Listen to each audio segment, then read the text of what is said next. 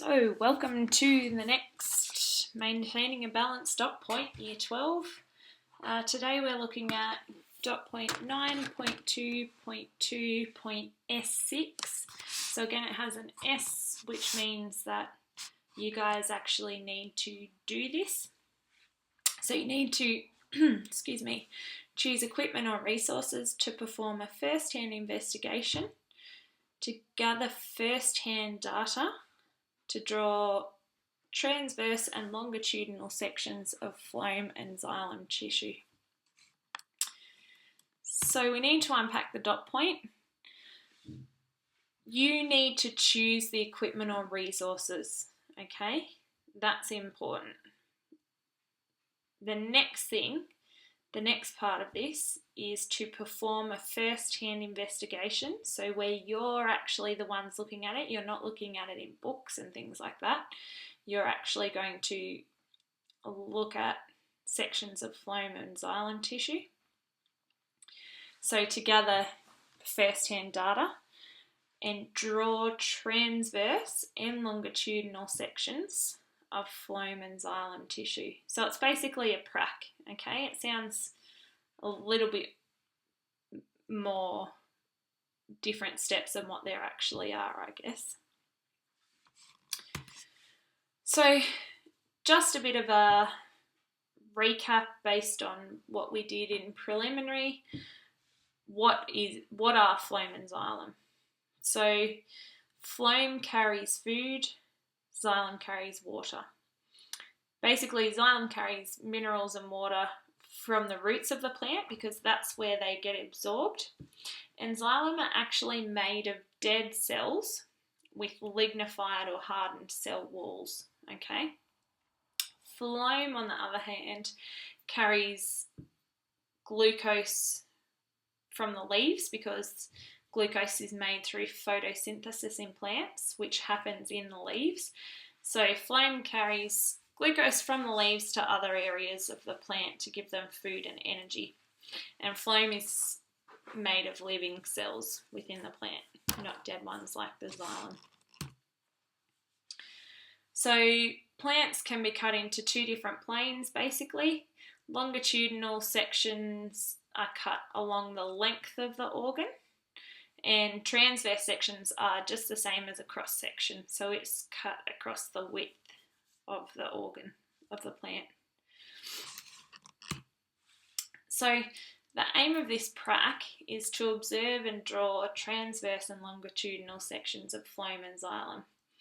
Now you guys actually have to plan your materials and things like that, so you can start thinking about what you will actually use, okay? How are you actually going to do this? And then I'm going to just give you a few little tips and tricks and point you in the right direction of what you actually need to be looking for. So I've got some pictures. These will look different on our plants, but it's just a bit of a general guide, okay? So you're going to be looking at them under probably a microscope because that's what's going to give you the best view. So just, a couple of tips and tricks on how to use the microscope first. So you always start on the lowest power. Then find what you need and focus it on, and then move up to the next highest power, okay? And again, focus it and then move up the next one. But you always start on the lowest power first under the microscope. So phloem and xylem look different in different areas of plants, okay? You can see the stem looks very different to the root. In the stem, the phloem is always towards the outside of the stem, and the xylem is always on the inside of the stem, okay?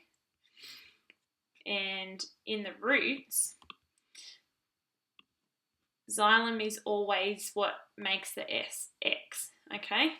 So xylem starts with an X marks the spot, and then phloem tend to be the little dots around the outside. So here's one from under a real microscope, okay? Obviously this is from a stem. So you can see the phloem is towards, if this is the outside of the stem, the phloem is towards the outside and the xylem is towards the inside. And you can also see that xylem vessels are a lot larger in diameter, so the circles are much bigger because they have to carry a large amount of water to the leaves, and they're further inside the plant rather than at the edge to try and reduce water loss on hot days. And phloem are much smaller than the xylem. Again, here's just another example. So you can see this is the outside of a stem again. We've got the phloem with the teeny tiny little circles and the xylem further to the inside, and they're a lot larger in diameter. So this is phloem and xylem under the microscope from the root of a plant, and you can see the very obvious X shape of the xylem. X marks the spot, xylem. And again, you can see that even here, these xylem are much larger in diameter than the phloem. So the phloem is in the circle surrounding this X and basically fits into these gaps, and they're much, much smaller. So here is a longitudinal section.